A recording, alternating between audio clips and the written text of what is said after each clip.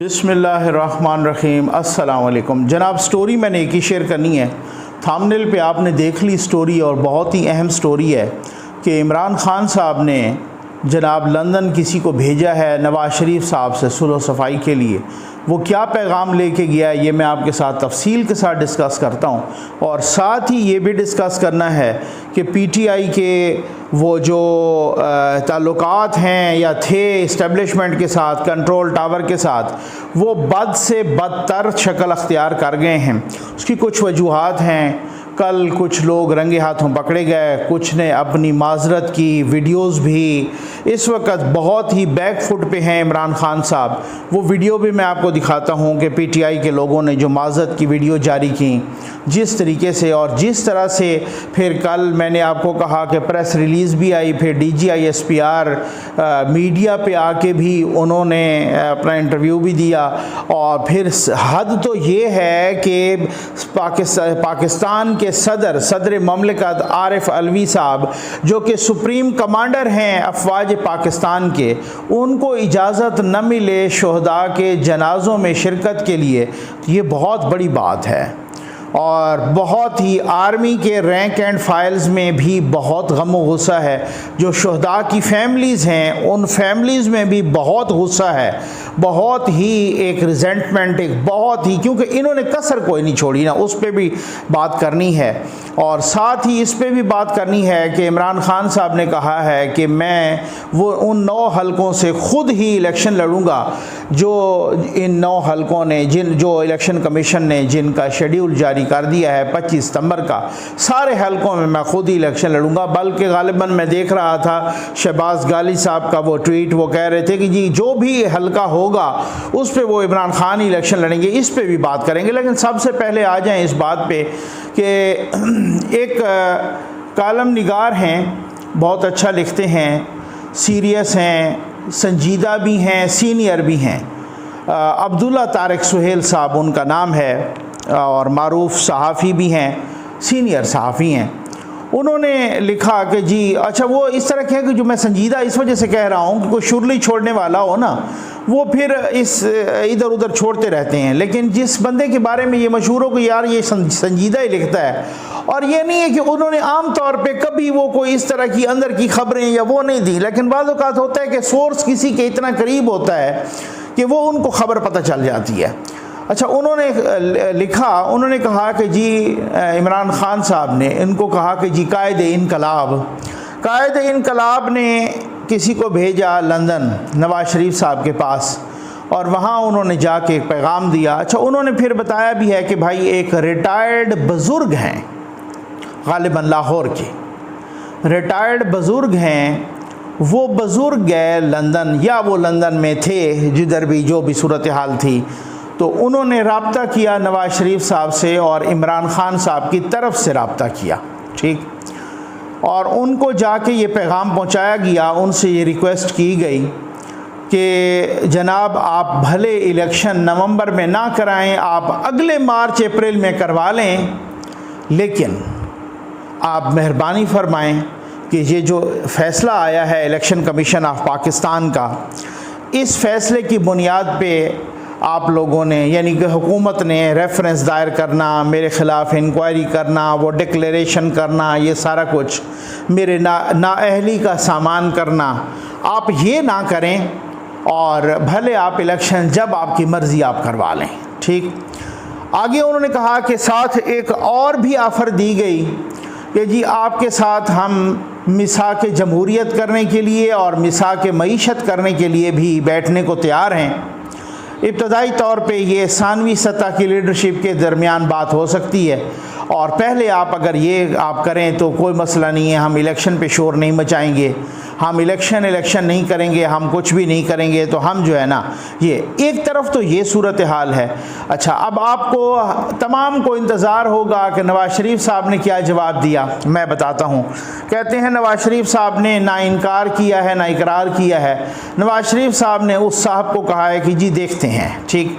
लेकिन वही साहब लिखते हैं, अब्दुल्ला तारिक सुहेल साहब, वो कहते हैं कि मेरे सोर्सेज बता रहे हैं कि इस वक्त नवाज़ शरीफ साहब बहुत ही गुस्से में हैं, बहुत ही वो किसी किस्म की रू रियायत के कायल नहीं हैं और वो किसी किस्म के इमरान नियाज़ी को कोई रियायत देने के मूड में नहीं है। ठीक, वो ये मुझे भी पता है। ठीक है, अच्छा, इस पे फर्दर मैं जो है ना इंशाअल्लाह मैं रब्ता करके मैं अगली वीडियो में आपको बताऊंगा, या उससे अगली वीडियो में बहुत सारी और भी बातें को बताऊंगा, क्योंकि मेरा कुछ रब्ता हुआ तो वो बहुत ही मुख्तसर टाइम के लिए हुआ, वो कहीं आगे जो है ना बिज़ी थे, तो इस वजह से मैं उनसे रब्ता करके तो बहुत ही आला सतह पे, क्योंकि मेरी आदत नहीं है कि मेरा रब्ता ना हो तो मैं वैसे ही शुरली छोड़ दूँ। ये इंसानियत के ख़िलाफ़ है, अपनी अखलाकियात के भी, और ये वैसे भी जो है ना अब ये क्या गलत बात बंदा करे। तो उस हवाले से अब बात ये है कि जैसे उन्होंने भी अब्दुल्ला तारिक सुहेल साहब ने भी एक ख़बर का रेफरेंस भी दिया कि जी ख़बर भी यही है कि बहुत सारे सहाफ़ी भी ख़बर ये दे रहे हैं कि अब बैकफुट पे आ गई है पीटीआई और वो इस फैसले के नतीजे में आ गई है। ठीक, साथ ही ये है कि उनकी बहुत सारी, अब आज अंसार अब्बासी साहब की एक स्टोरी थी दी न्यूज़ में कि बहुत बिगड़ चुकी है और जो मामलात हैं वो बद से बदतर हो गए हैं पीटीआई और इस्टेब्लिशमेंट के दौरान। जो परवेज़ खटक साहब बहुत कुछ बेचारे वो कोशिश कर रहे थे, उनकी कोशिशों पर FFL यूट्यूबर्स और उनकी कोशिशों पर इमरान रियाज जो आजकल पीटीआई का करता धरता है, उन्होंने वो पानी फेर देते हैं। ठीक है, ये सबसे पहले मैं आपको ये ज़रा बता दूं, फिर उसके बाद मैंने आपके साथ बहुत कुछ बातें शेयर करनी है और बहुत अंदर की बातें शेयर करनी है। हालात तो ये हालत ये है कि एक तरफ ऐलान करते हैं हम 9 हलकों में लड़ेंगे, दूसरी तरफ क्या कर रहे हैं, ये भी बहुत बड़ा लतीफ़ा है। लेकिन पहले आप वो सुन लें ज़रा, जो कल एक वीडियो आई है एक यूथिये की और जिस तरीके से वो माज़रत कर रहे हैं, फिर उसके बाद मैं बताता हूँ कि पाक फ़ौज कितनी नाराज़ हो चुकी है इस वक्त इमरान खान से या पीटीआई से। जो भी आप बहुत सारी बातें कहेंगे, आप बहुत सारी, लेकिन जो हमें सरफेस पे नज़र आना होता है और आ रहा होता है वो हम आपको ज़रूर सुनाएंगे। और एक ताज़ा वाक़या जिसने इस सारी चीज़ में जलती पर तेल का काम किया है वो भी मैं आपको बताता हूँ वो वाक़या क्या है ये, लेकिन पहले आप ये वीडियो देख लें।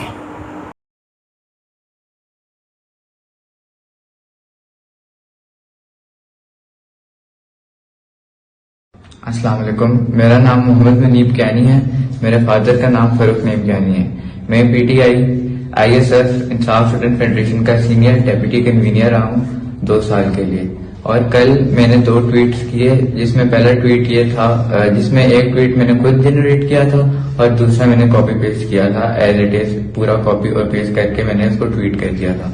मेरे से बहुत बड़ी गलती हुई और ये गलती कुछ लोगों की वजह से इन्फ्लुएंस में आकर हुई, कुछ लोगों से इंस्पायर होकर हुई, जिनमें जहां से मैंने इंफॉर्मेशन ली वो एक सोल्जर स्पीक्स का पेज था, एक इस्मा खान पीटीआई पेज था और एक सबीना कियानी पेज था और एक इमरान रियाज खान पेज था, जिनसे मैंने ये सारी इन्फॉर्मेशन लेके जो ट्वीट मैंने जनरेट किया। और वो मेरी बहुत बड़ी गलती थी, उसमें से कुछ भी सच नहीं था और मैंने उसकी तस्दीक भी बिल्कुल नहीं की थी। बिस्मिल्लाहिर्रहमानिर्रहीम। मैं फरूक नईम कियानी जो मोहम्मद मुनीब कियानी का वालिद हूँ। मेरे बेटे ने कल एक ट्वीट शेयर किया था जो कि काबिल एतराज़ था और वो मैं ऐन वक्त पे नहीं चेक कर सका, जिसको मैं जिम्मेदारी लेता हूँ। और आज मैं इस चीज़ की गवाही देता हूँ कि आइंदा ये काम नहीं होगा और हम इस चीज़ से दूर रहेंगे और मैं अपने बेटे की तमाम एक्टिविटीज़ पे नज़र रखूँगा। हम मुहिब वतन लोग हैं और पाकिस्तान आर्मी, जैसे मैंने पहले भी कहा था कि उसका खून हमारी रगों में है, हम उसका दिल जान से एहतराम करते हैं और इंशाल्लाह करते रहेंगे। लिहाजा ये जो गलती मेरे बेटे से हुई है इसको मैं ऑन करता हूँ और आइंदा इसको कहूँगा कि कभी भी ये ऐसी गलती ना करे और मैं खुद इस चीज़ का जिम्मेदार हूँ और मैं सामने इस चीज़ का इकरार कर रहा हूँ कि आइंदा वो इस किस्म की गलती नहीं करेगा। मैं इसकी जिम्मेदारी लेता हूँ। पाक फौज जिंदाबाद। जनाब, ये आपने वीडियो देख ली। असल में मामला ये है कि अभी जो हेलीकॉप्टर गिरा, core commander Quetta general Sarfaraz Ali समेत बाकी 6 अफसरान जो है ना वो शहीद हो गए। ये बहुत बड़ा सानिया था, बहुत बड़ा हादसा था, नो डाउट।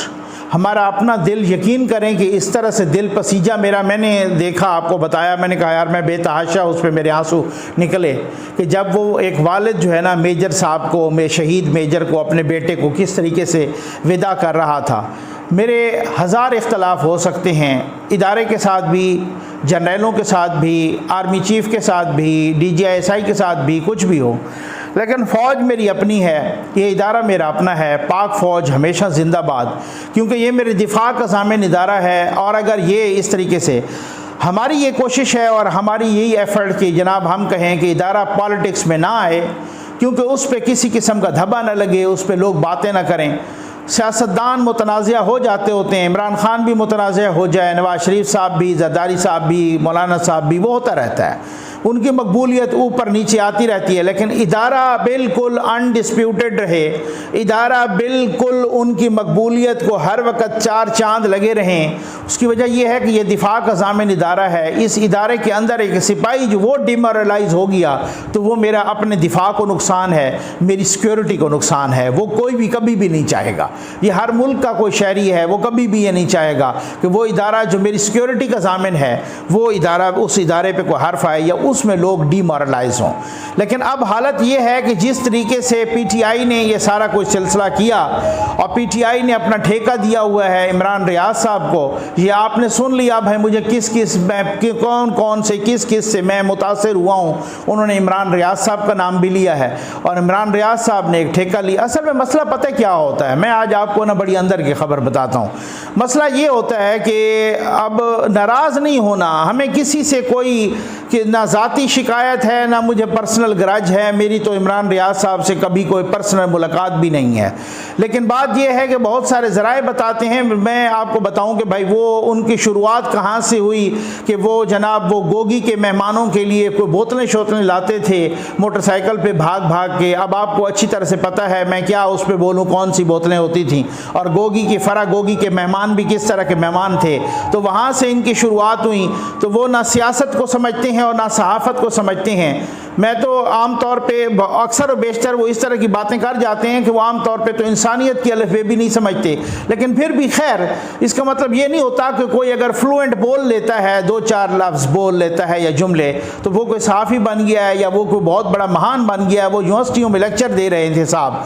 नुकसान ये हो गया है कि वो लोग जो नहीं समझते, जो बहुत ही छोटी लेवल पे होते हैं, वर्कर्स वगैरह, स्पोर्टर्स, वोटर्स, बहुत सारे लोग उनमें अनपढ़ भी होते हैं। ऊपर से लीडरशिप कोई और अपना मकसद निकालना चाह रही होती है, उनको किसी ने और ने चाबी चढ़ाई होती है, लेकिन उनको जो वो आगे कन्वे करते हैं वो पक्के हो जाते हैं। उससे बहुत ज़्यादा नुकसान होता है। उन्होंने इदारे को हिट करना शुरू किया। हेलीकॉप्टर के हादसे में 6 अफसरान शहीद हुए, वो हमारा बहुत बड़ा लॉस पाकिस्तान का, लेकिन इन्होंने मजाक उड़ाना शुरू कर दिया। आपने ट्वीट तो देखे, वो तो बताने के काबिल भी नहीं हैं। इन्होंने तो जनरल सरफराज पे भी जो है ना वो जुगतें मारी, इन्होंने जनरल बाजवा पे भी मारी। ये कहा कि अल्लाह क्यों ये क्यों नहीं हुआ, अल्लाह ऐसा करता कि फलां भी बीच में होता। तो ये जो चीज़ है, ये एक चीज़ अब उभर के आ रही है कि पीटीआई बतौर जमात पाक फ़ौज को बतौर इदारा हिट कर रही है। इसी वजह से कल वो एक प्रेस रिलीज़ भी आई, फिर उसके बाद जनाब मीडिया पर DGISPR भी आए। इन्होंने ये DGISPR को भी मुख्तलिफ नामों से पुकार रहे हैं। आपको पता है ख़ुद इमरान खान जब पुकारेंगे तो फिर नीचे तो फिर आपको पता है कि वो फिर किस तरीके से। बहरहाल एक हमारी सराइकी की एक कहावत है, मुझे बड़ी अच्छी लगती हैं कि वो इस हवाले से कि भाई जो है ना, जब सराइकी की बहुत मीठी मीठी सराइकी पंजाबी, इनकी जो लोकल डायलैक्ट की, जो लोकल कल्चर की बातें होती हैं ना, वो बड़े सियाने उस वो सुनाते हैं और वो उस तरीके से। तो सराइकी में, हमारी सराइकी में कहते हैं कि अगर प्यू खाड़ के पेशाब करे तो पुत्र को चाहिए, पुत्र को हक पहुँचता है कि ओ भजदी झाते करे। ठीक, यानी अगर बाप खड़े होके पेशाब कर रहा है तो बेटे को यह हक पहुँचता है कि वो दौड़ के करे। अगर जनाब बात यह है कि लीडर साहब इस तरह की जुगतें मार रहे हैं और गालियां दे रहे हैं और इस तरह से हल्की बातें कर रहे हैं, तो फिर नीचे जो सपोर्टर्स होंगे, वोटर्स होंगे, वर्कर्स होंगे, वो जिनसे इंस्पिरेशन डिराइव कर रहे हैं, जिनसे वो सारा कुछ अखज़ कर रहे हैं, ठीक है ना, वो तो फिर आगे आपको पता है वो लीडर अगर एक गाली देगा तो वो 10 गालियां देंगे। और तारीख़ गवाह है, इंसानी तारीख़ गवाह है। आप हिस्ट्री को उठा के देख लीजिए, आपको समझ आएगी कि ये जो गाली है ना, ये गोली से भी बड़ी दहशतगर्दी है। आप इसको नहीं रोकेंगे तो ये गाली उसी गोली का पेश खैमा बनती है। तो खैर ये एक सितम तरीफ़ी है। इमरान खान साहब को समझ नहीं आई, उसको हर बंदा समझाने वाला था।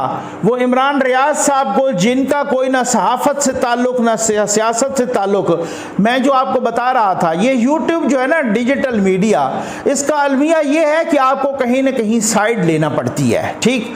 और बात ये है इसका क्यों ऐसा होता है, इसका अलमिया ये है, यूट्यूब है ना, अब हम यूट्यूब चलाते हैं ना, अब मेरे जो अक्सर व बेशतर जो व्यूअर्स की ज़्यादा तादाद है वो आप यूँ देख लें मुख्तलिफ सियासी जमातों से, नून लीग, पीपल्स पार्टी, मौलाना साहब, फिर PTI के भी, इमरान रियाज साहब के जितने व्यूअर्स हैं उनमें कोई 99% जो है ना उनके, या मोर देन 90% वो PTI की हैं।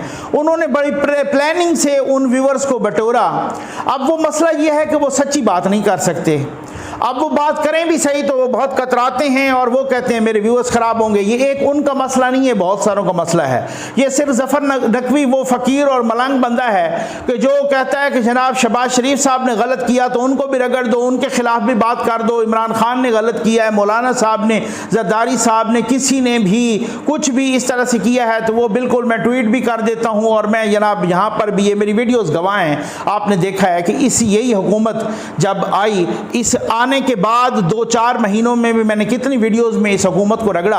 हालांकि अगर ये होता कि यार मेरी, लेकिन ये आप लोगों का कमाल है और मैं समझता हूँ कि आपके डिग्निटी है, आपका ये बड़ापन है कि जब भी मैं सीधी बात करता हूँ तो आप ही मुझे हौसला देते हो। अगर इमरान रियाज के व्यूअर्स की तरह वो हौसला ना होता और वो वही सुनना चाहते हैं कि जी नहीं हम हर सूरत में PTI की तारीफ सुनना चाहते हैं, तो फिर मैं भी उस तरीके से कोई हर किसी के खिलाफ ना बात कर सकता। असल में मामला ये होता है। लेकिन जो सियासी कायदीन होते हैं, जो लीडर होता है किसी जमात का, उसको चाहिए था कि वो ऐसे हथकंडों से बाज रहे, ऐसी चीज़ों से बाज, उसको मना करते रहे। अब परवेज़ खटक साहब बेचारा वो बहुत ही भाग भाग के, लेकिन वो उसकी बस हो गई है। कहता जी मैं एक चीज़ को मैं ठीक करता हूँ तो यहाँ पर ये लोग ये कहा है, ये मैं आपको जिम्मेदारी के साथ कह रहा हूँ, ये मुझे PTI के लोगों ने बताया है। वो कहता है मैं 2 चीज़ों को ठीक करता हूँ, आपके यहाँ पर यूथ ये 10 चीज़ों को ख़राब कर देते हैं, तो भाई मुझे तो फिर ना भेजें वहाँ पर, ठीक है ना। यहाँ पे ये मुसीबत होती है। अब कल की बात है, सुप्रीम कमांडर पाक फौज का सुप्रीम कमांडर अफवाज पाकिस्तान का सदर पाकिस्तान, उनसे पूछा गया DGI SPR से कि जी हमें पता चला है कि जी इस तरीके से उनको मना किया गया है कि आप जनाजों में ना आएँ। तो वो DGI SPR ने कहा इस पे कमेंट नहीं करूंगा, वो पता है मुझे और बिल्कुल उनको मना किया गया है।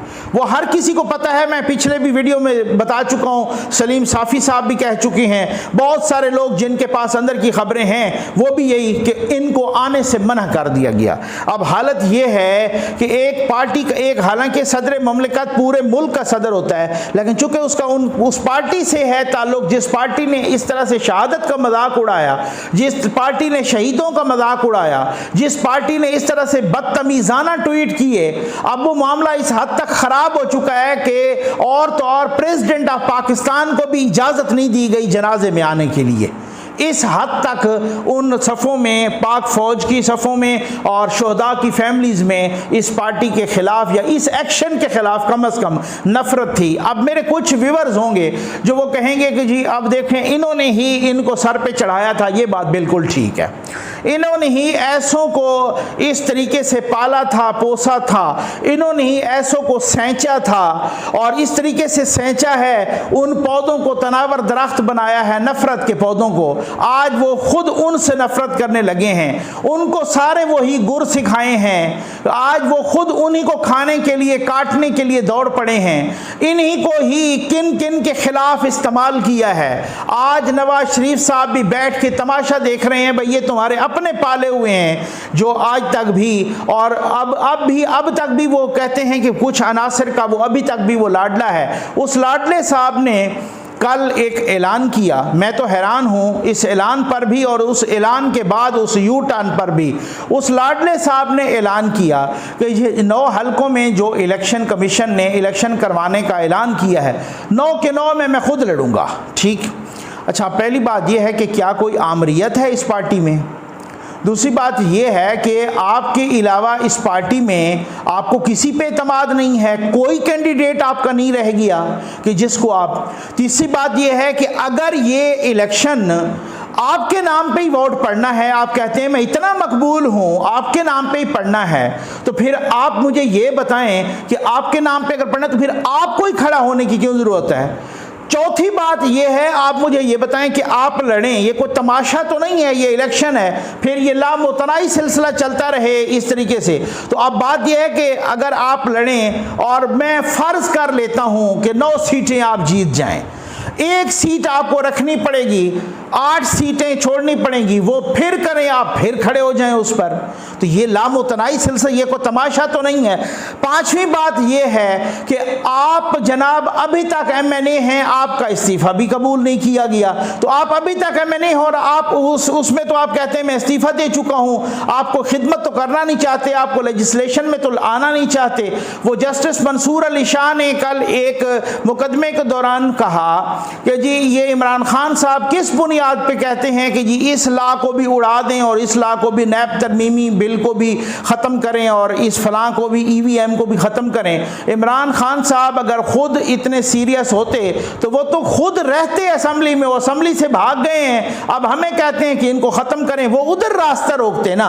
बात तो बड़ी लॉजिकल है, ये बात सूरत हाल है। और 5वीं बात ये है, मुझे आप ये बताएं कि अभी कल की तो बात है कि ज़िमनी में आपने कहा मैं 9 की 9 सीटों पे खड़ा होऊंगा और मैं ही लड़ूंगा, और आज आप इस्लामाबाद हाई कोर्ट में पहुंच गए हैं इस इलेक्शन के खिलाफ। यानी आप अंदाजा करें कि कल आपने कहा कि 9 की 9 सीटों पे मैं ही खड़ा होऊंगा, कल आपने फैसला किया, ये पूरे मीडिया में आया, और आज आप इस्लामाबाद हाई कोर्ट में पहुंच गए हैं उस इलेक्शन को चैलेंज करने के लिए कि जी देखें ये मरलावार सीटों की और ये जो इलेक्शन की डेट आई है हम इसको चैलेंज करते हैं और इसको ख़त्म किया जाए। तो ये कैसे यू टर्न है, आप किस तरीके से, और फिर और भी इससे बड़ा यू टर्न ये है कि आप इधर से ये भड़के मार रहे हैं, उधर नवाज शरीफ साहब को सुलो सफाई के लिए बंदे भेज रहे हैं। आप कंट्रडिक्शन करें ना इसकी, आप इसकी कंट्रडिक्शन करें, इसके सबूत मौजूद हैं, इसके सबूत की रिकॉर्डिंग भी शायद हो सकता है मौजूद हो, ये मैं आपको जिम्मेदारी